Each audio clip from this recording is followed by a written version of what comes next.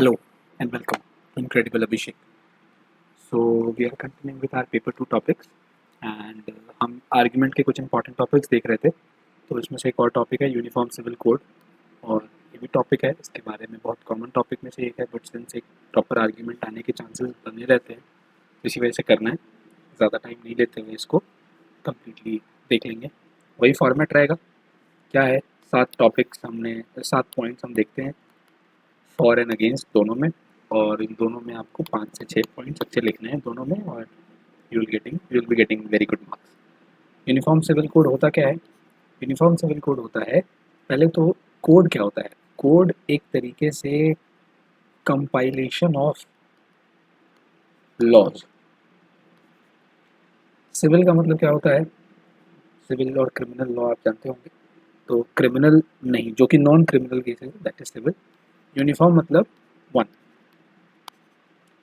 तो जो देश में गैर क्रिमिनल कानून है उन सब का कंपाइलेशन हो जाए और वो यूनिफॉर्मली एक ही एप्लीकेबल. तो अभी है क्या कि जो सिविल लॉज है ना, वो रिलीजन के बेसिस पे डिफर करते हैं इंडिया में, क्योंकि सिविल लॉज में जो मेजर चीज़ें आती हैं सिविल में, दैट आर मैरिज,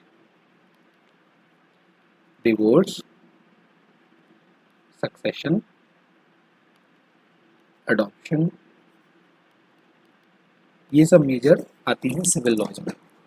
तो ये जो है ना, मैरिज, डिवोर्स, सक्सेशन, अडॉप्शन, ये रिलीजन टू रिलीजन वेरी करता है. तो इसीलिए सबके अपने अपने कानून हैं, राइट. तो यूनिफॉर्म सिविल कोड एक ऐसा है. तो यूनिफॉर्म सिविल कोड के इंट्रोडक्शन में ये बताने के बाद सबसे अच्छा इंट्रोडक्शन तो वही हो सकता है कि आप कॉन्स्टिट्यूशन का आर्टिकल कोट करें, और आप मुझे कमेंट्स में बताएंगे कि डीपीएसपी में कौन सा आर्टिकल है जो यूसीसी की बात करता है यूनिफॉर्म सिविल कोड की, है ना. और उसी आर्टिकल से आप शुरू करेंगे, ठीक है. यूनिफॉर्म सिविल कोड, तो इंट्रोडक्शन ही हो गया कि यूनिफॉर्म सिविल लॉज होना जो marriage, adoption, succession and divorce की बात करे, और डीपीएसपी के आर्टिकल जो आप मुझे बताएंगे उसमें ये मेंशन्ड है, दैट इज द गोल. तो इसके फेवर में क्या क्या चीज़ें हैं? पहला तो नेशनल इंटीग्रेशन, कि भाई अब जितने रिलीजन इंडिया में रह रहे हैं वो सारे तो हैं तो इंडियन रिलीजन ही, इंडिया में रहते हैं. इंडिया में एक कॉन्स्टिट्यूशन है ना, एक स्टेट है इंडिया, एक कॉन्स्टिट्यूशन है, तो एक लॉ होना चाहिए सब पे. तो यूनिफॉर्म सिविल कोड कहीं ना कहीं नेशनल इंटीग्रेशन प्रमोट करेगा कि अलग अलग कम्युनिटीज जो हैं, they are not having their own civil laws, they are not having their own interpretation, they are not having their own execution, implementation of laws, and this will bring a unity among the citizens, right. दूसरी बात है gender equality. होता क्या है कि main problem क्या है ना, कि अलग अलग लॉज होने का हमें, integration is not the main concern जिसकी वजह से हम यूसीसी ला रहे हैं. मेन प्रॉब्लम इज दैट कि सिंस अब सिविल जो कानून है वो अगर अलग अलग रहेंगे ना, तो हर रिलीजन के कुछ कुछ ऑर्थोडॉक्स एलिमेंट्स जो, हर रिलीजियस लॉ के कुछ कुछ ऑर्थोडॉक्स एलिमेंट्स जो हैं, they are still alive, and most of these orthodox laws are against the women, right.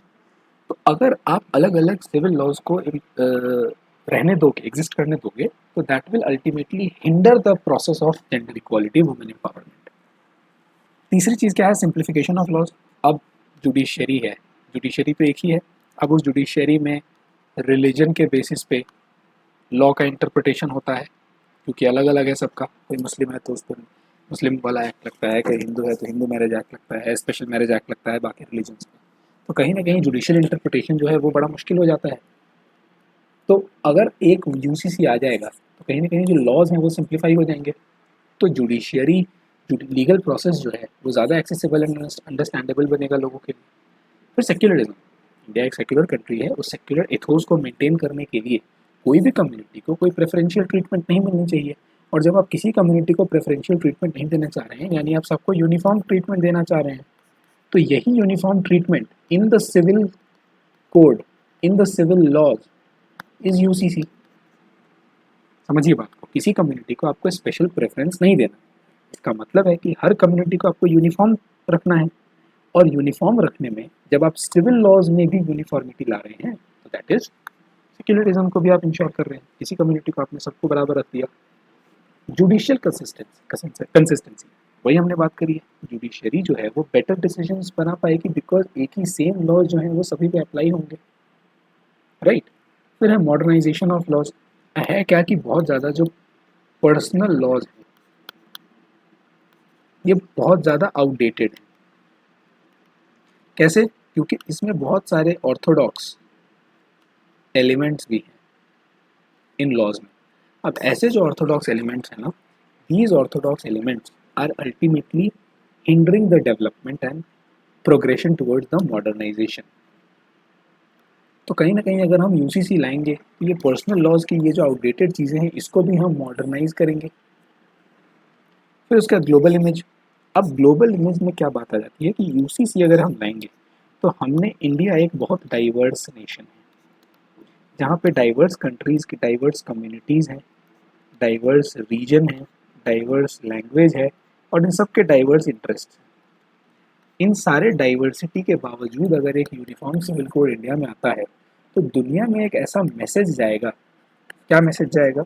ऐसा मैसेज जाएगा कि despite having this much of complex diversity, India stands for the welfare of the communities and has been promoting UCC, Uniform Civil Code, so that the gender equality is ensured, so that the legal process is streamlined, right?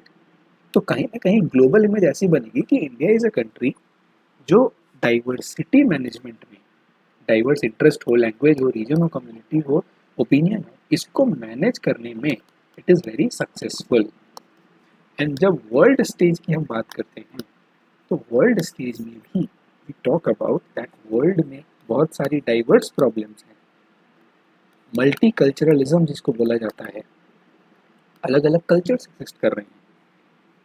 Scholar हैं Samuel P Huntington, वो कहते हैं कि clash of civilisation होगा, clash of civilisation हो रहा है। और अगर आप दुनिया में जो वॉर्स हो रहे हैं वो देखेंगे तो आपको लगेगा कि ये सिविलाइजेशनल वॉर्स हैं। क्यों? क्योंकि मल्टी कल्चरलिज्म की वैल्यूज़ को जो है सो लोग भूल गए हैं।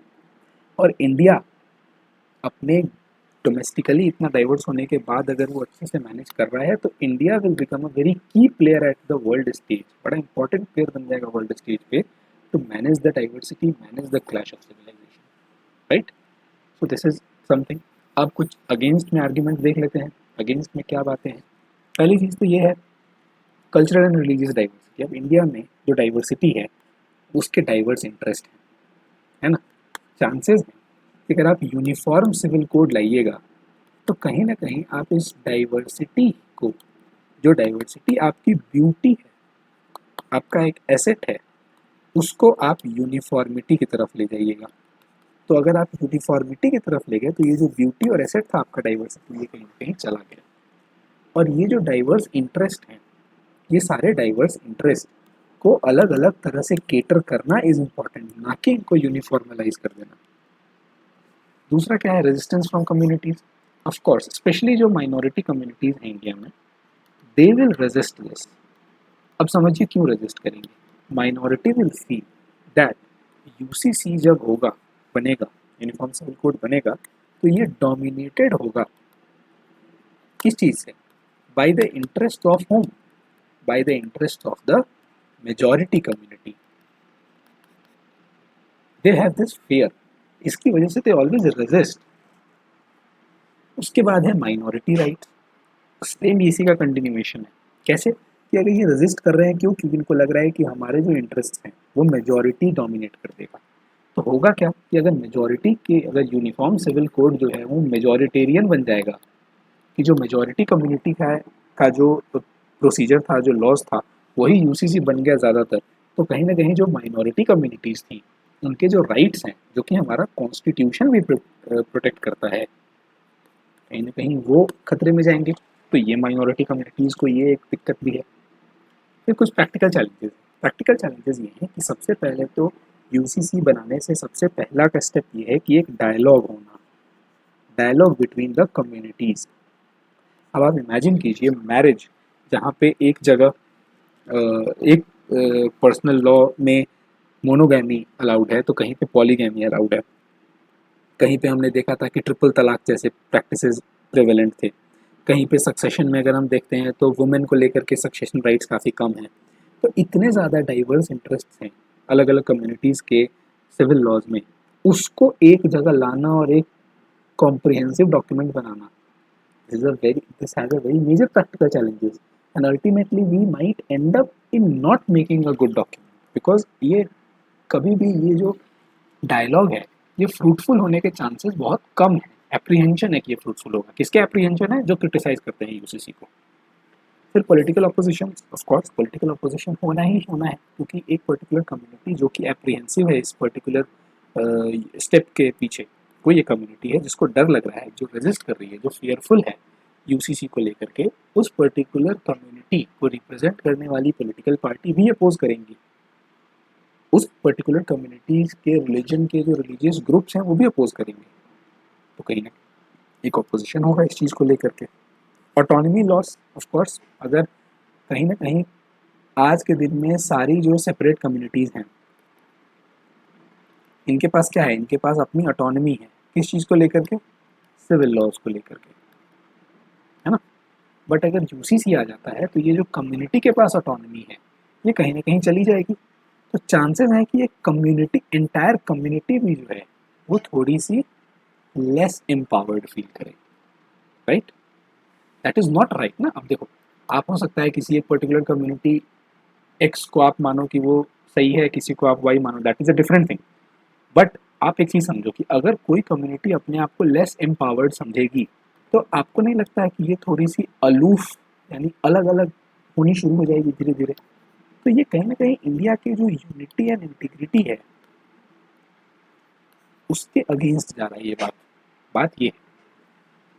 फिर कुछ हिस्टोरिकल कंटेक्स्ट की, बहुत जो कॉलोनियल रूल है। अब देखो, कॉलोनियल रूल से हमें एक चीज़ सीखना ये चाहिए कि जब भी इन्होंने कल्चर में इंटरवीन किया लोगों के, कम्युनिटीज़ के, तो कम्युनिटीज़ ने क्या किया? रिवोल्ट किया, रेजिस्ट किया।